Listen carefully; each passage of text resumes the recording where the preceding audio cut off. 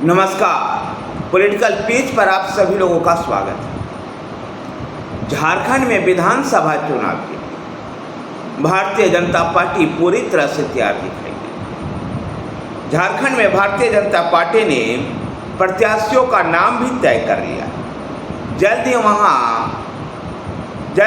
जल्द आएगी वहां पहली लिस्ट और ऐसी उम्मीद की जा रही है कि निर्वाचन आयोग द्वारा चुनाव की घोषणा के तुरंत बाद भारतीय जनता पार्टी के संसदीय बोर्ड की बैठक में इन उम्मीदवारों के सूची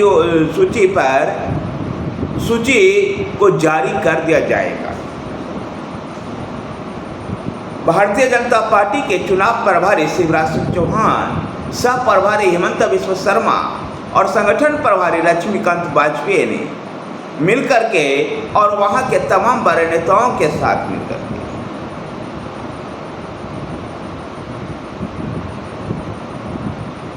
वहां के जो चुनाव समिति है उसके साथ बैठक कर चुनावी प्रत्याशियों के नाम पर मुहर लगा दी।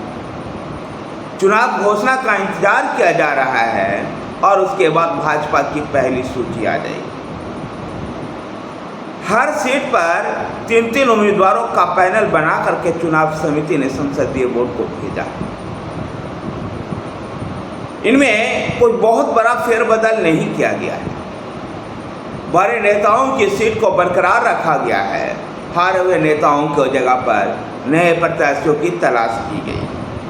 बाबूलाल मरांडी को राजधनवार की सामान्य सीट से तो नेता प्रतिपक्ष अमर कुमार बौरी को चंदन कियारी की सुरक्षित सीट से चुनाव लड़वाया जाएगा। इस सूची में अर्जुन मुंडा का भी नाम होगा तो सीता सोरेन और चंपाई सोरेन भी होंगे। यानी भारतीय जनता पार्टी के तमाम बड़े दिग्गज नेता झारखंड में चुनाव लड़ते हुए आएंगे।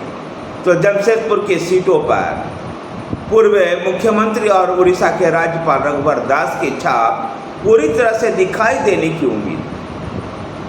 झारखंड में जहां भारतीय जनता पार्टी एनडीए के तहत चुनाव लड़ेगी, जहां और झारखंड और आजसू को कुछ सीटें दी जाएगी तो 2 या 3 सीटें जेडीयू को भी और 1 या 2 सीटें लोक जनशक्ति पार्टी रामविलास के लिए भी छोड़ा जाएगा।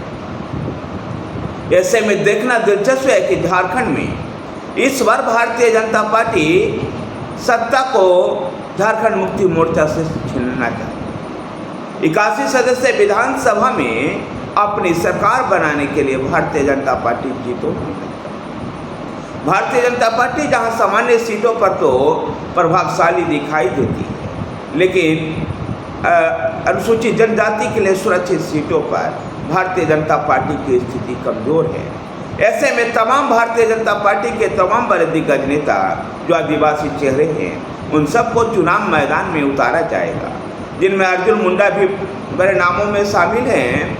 तो पहले ही झारखंड मुक्ति मोर्चा से भाजपा में आए हेमंत सोरेन और चंपाई सोरेन का भी नाम होगा।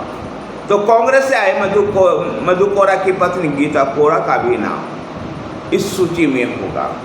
देखना दिलचस्प होगा कि झारखंड में शिवराज सिंह चौहान और हेमंत बिस्वा शर्मा के जो चुनाव प्रभारी हैं, इनके मार्गदर्शन में किस प्रकार से झारखंड में प्रदर्शन कर।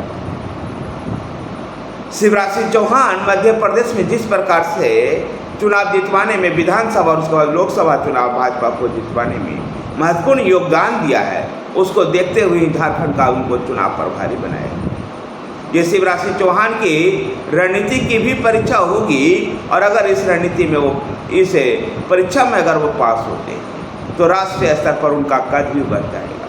तो हेमंत बिस्वा शर्मा की भी राष्ट्रीय स्तर पर राष्ट्रीय राजनीति में पकड़ और मजबूत होगी। धन्यवाद साथियों, वीडियो को लाइक कीजिए, शेयर कीजिए। हमारे साथ बने रहने के लिए हमारे चैनल पॉलिटिकल पेज को सब्सक्राइब कीजिए। धन्यवाद।